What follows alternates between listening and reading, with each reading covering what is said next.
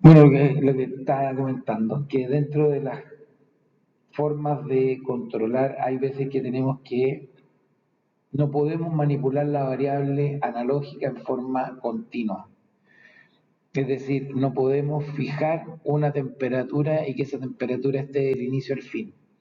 Lo que tenemos que hacer es, en algunos casos, encender y apagar, por ejemplo, en una estufa, en que apretamos el interruptor, se enciende, cuando ya se calienta la apagamos y así estamos todo el rato encendiendo y apagando. O en un horno eléctrico que estamos ocupando un termostato que suena, que es por la conexión o desconexión, y que ahí también no tenemos una temperatura constante en la barra calefactora, tenemos solamente el encendido y el apagado de la potencia.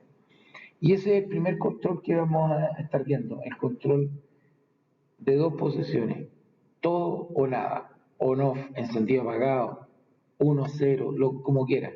Pero vamos a controlar una variable analógica mediante una variable que en este caso es digital. Otras variables son PWM, en que tenemos una proporcionalidad de tiempo, hacemos que sea 1 durante cierto tiempo y sea 0 durante otra parte del tiempo. Con eso mantenemos un valor más o menos estable. Pero cuando ya queremos más estabilidad necesitamos un control que puede ser proporcional y que ahí vamos a atacar directamente las variables, un proporcional más integral, OPI, proporcional más derivativo, OPD, y finalmente un proporcional integral y derivativo que es el PID. Estos últimos cuatro los vamos a ir viendo más adelante y los vamos a ir poniendo en práctica.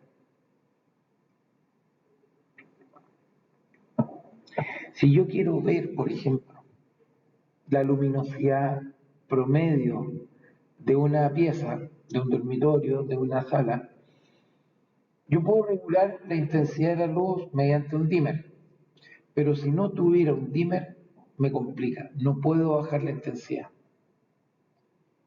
Y una forma bien práctica, especialmente con los LED, cuando no son dimeables, es encender y apagar los LED. Pero ¿cómo voy a estar un rato con luz y otro rato sin luz? No.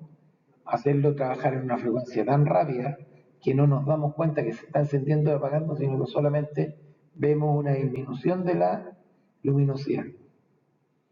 Si yo tengo la luz encendida al 100%, voy a tener toda la luminosidad.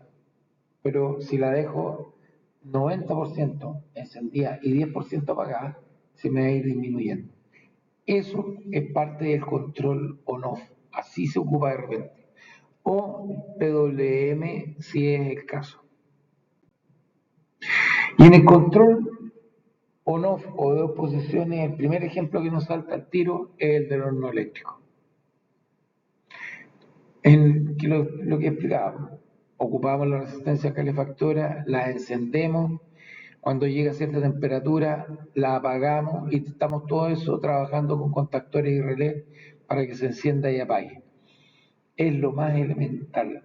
Y activamos o desactivamos de acuerdo al set point, a la temperatura que queremos. Por eso en un eléctrico uno le pone una temperatura a 180 grados, pero si uno llegara a tocar la barra calefactora, va a ser mucho más de 180 grados. ¿Por qué? Porque en algún momento se calienta mucho y después baja. Y aprovecha la masa de aire para calentar el aire, no para calentarse ella misma. Y por un fenómeno que se conoce como inercia térmica, la temperatura siempre va a estar fluctuando, va a estar subiendo un poquito, bajando un poquito, alrededor del set point. Esa inercia térmica significa que si yo, o uno de los ejemplos se da, eh,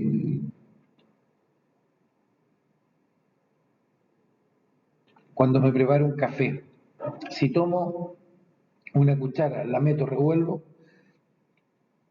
y tomo la cuchara va a estar relativamente fría. Pero si esa misma cuchara la dejo dentro de la taza y después me pongo la cuchara en la lengua, voy a quedar con la lengua pegada a la pobre cuchara o con la pobre lengua. ¿Por qué? Porque esa inercia impide que se caliente muy rápido, pero en el tiempo va tomando temperatura. Hay, el fenómeno de la inercia térmica es muy similar a la inercia mecánica, que si uno está arriba de un vehículo y frena de golpe, uno se va hacia adelante. Y eso es por inercia, porque tu cuerpo trata de seguir la velocidad a la que iba. En la inercia térmica, los objetos tratan de mantener la temperatura que tenían y les cuesta salir de esa inercia. Hay un tiempo en que no cambian y después empiezan a cambiar cada vez más rápido. Ahora, si yo veo ahí que hay una nota que dice: las fluctuaciones aumentarán cuanto mayor sea la inercia térmica del horno, el retardo. Mientras más grande sea el horno, más me voy a demorar en calentar toda la masa de aire. Si yo voy a hacer un tutito de cerdo y meterlo dentro del horno para que se cueza,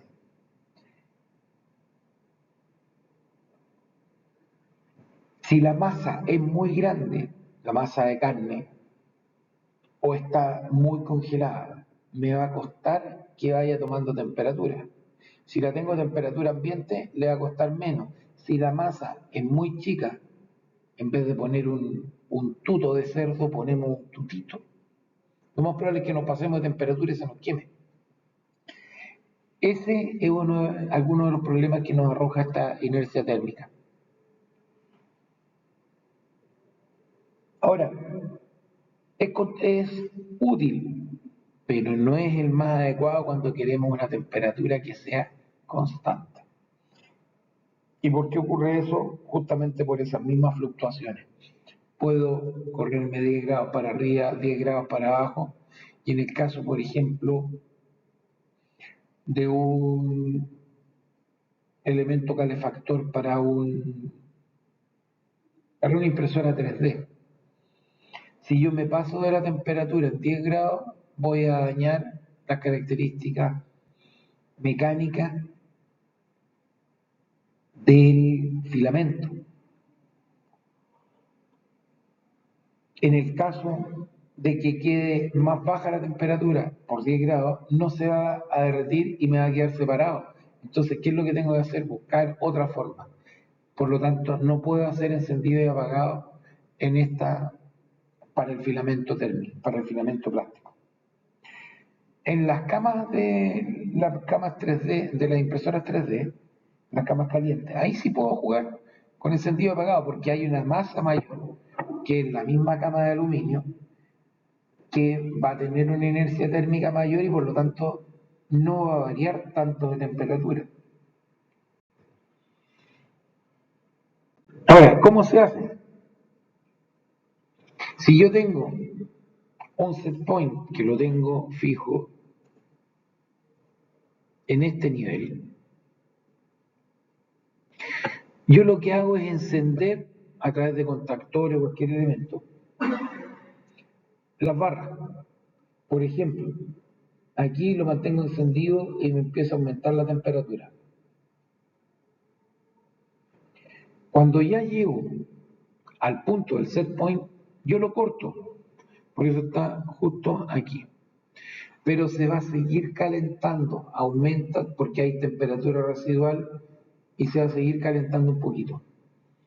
Se pasa de largo, pero ya el contactor está apagado. Pero cuando baja la temperatura y nuevamente pasa el set point, se da cuenta que vamos a ir bajando y por lo tanto nuevamente lo trata de calentar encendiendo el contactor. Sigue bajando, llega a un punto de inflexión, vuelve a subir y así está encendiendo y apagando todo el tiempo. Con eso puedo lograr una temperatura más o menos cercana a mi set point, pero siempre va a estar un poquito arriba o un poquito abajo, excepto en los cruces el, por el set point cuando hay un cambio de estado en el contactor. ¿Alguna duda hasta el momento? ¿Está más o menos clarito? Pues me interesa que esto les quede en general muy claro, porque es lo que nos va a permitir entender después cómo funciona PWM y después cómo llevarlo esto a un PID.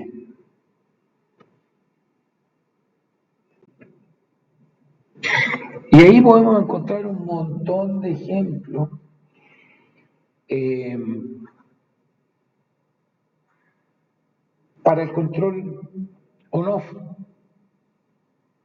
o de oposiciones, pongan el nombre que quieran, pero es un control de encendido apagado.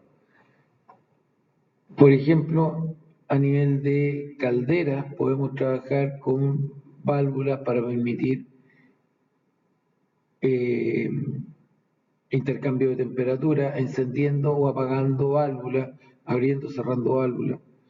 Eh, Puedo aplicar algunos relés para el control de la temperatura, abriendo, cerrando contactores. Aquí, si uno lee, dice punto de consigna. Eso también se conoce, así también se conoce el set point. Pero siempre voy a estar variando, principalmente en la temperatura, entre un encendido y apagado.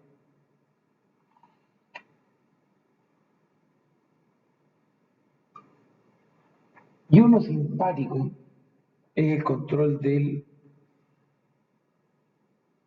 los niveles en estanque. Con el control de niveles en estanque voy a tener un nivel alto y un nivel bajo. Y hago que la bomba trabaje en ese rango. Cuando se encuentra en nivel bajo, va a llenar. Cuando se encuentra en nivel alto, va a cortar. A la inversa, si es para la salida, en el nivel bajo va a cortar la válvula y cuando esté en el nivel alto va a abrir completa la válvula, pero el nivel va a estar siempre fluctuando entre el máximo y el mínimo. Así que ahí hay algunas formas de trabajar. Y esto simplemente comandado con dos sensores, un elemento controlador que no necesariamente tiene que ser un PLC, puede ser incluso un contactor que va a activar un relé y ese relé me va a activar la electroválvula. Una forma diferente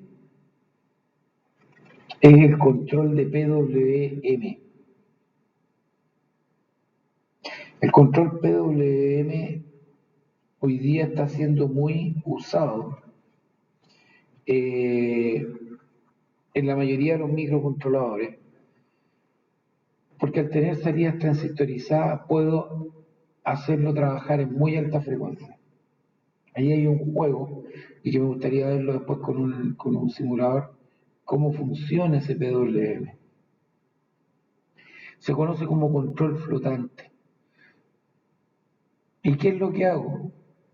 Para disminuir esas fluctuaciones para arriba y abajo, al horno eléctrico le aplicamos gradualmente la potencia para mantenerlo a la temperatura deseada. Pero ¿cómo gradualmente? En los ejemplos anteriores, el ciclo, en on-off, el relé va a estar activado al 100% o desactivado, es decir, al 0%, no entregando potencia. Pero podemos variar entre el 0 y el 100%, pero no podemos abrir el relé un 50%, porque igual no vamos a tener contacto.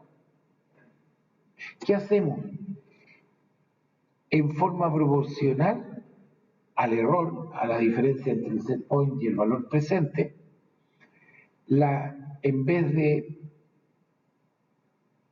modificar el nivel de potencia que entregamos, modificamos el tiempo en que entregamos esa potencia. Hacemos pulsos más o menos anchos, son más cortitos, pero en una frecuencia más o menos alta. ¿Para qué? Para que no haya mucha interferencia producto de la misma inercia térmica. Y por eso te mencionaba también las luces. Y aquí sí que necesitamos electrónica. Electrónica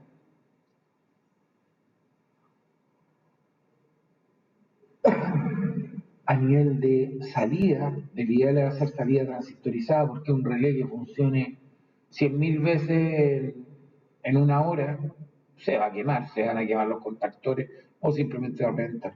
Entonces se ocupa esta electrónica aquí.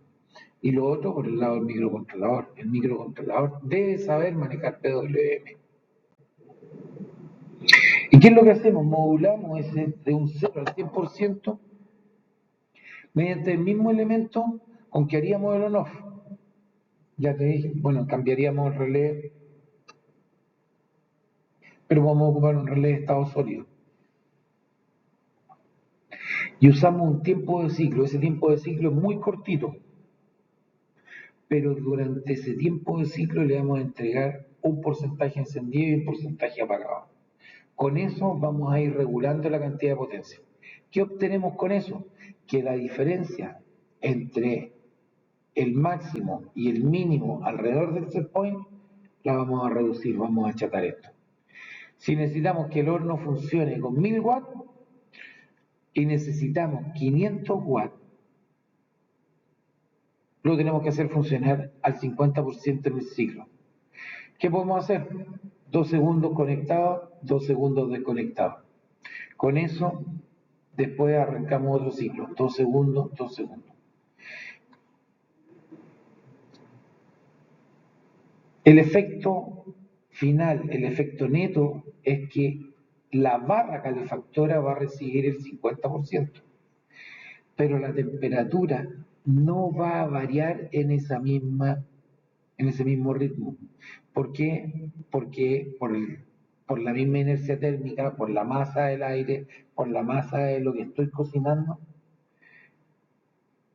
el tiempo de respuesta del horno es mucho mayor que el tiempo de respuesta de las barras. Hay que tener mucho ojo con eso porque podemos regular al 50% y nunca vamos a llegar a la temperatura. Por ejemplo, si necesitamos 250 watts, el 25% de los 4 segundos tenemos 1 segundo activo y 3 segundos inactivo. Ahí tenemos los dos ejemplos. On, una salida del 50% con un tiempo de ciclo de 4 segundos. 2 segundos apagados, 2 segundos encendidos. Y así permanentemente. Y el 25%, 3 segundos apagados o 1 segundo encendido. Y con eso puedo jugar. Un día hice la prueba con PWM en... ¿Cómo se llama esta cosa? Está lloviendo. Por el aire. Con PWM y un LED. Para ver si realmente varía en el walkway. Y funcionaba. Ya podíamos ver las diferencias de luminosidad.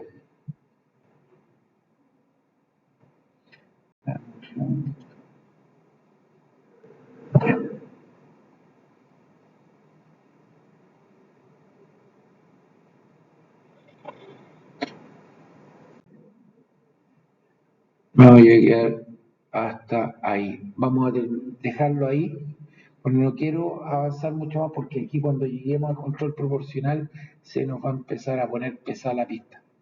¿Ya?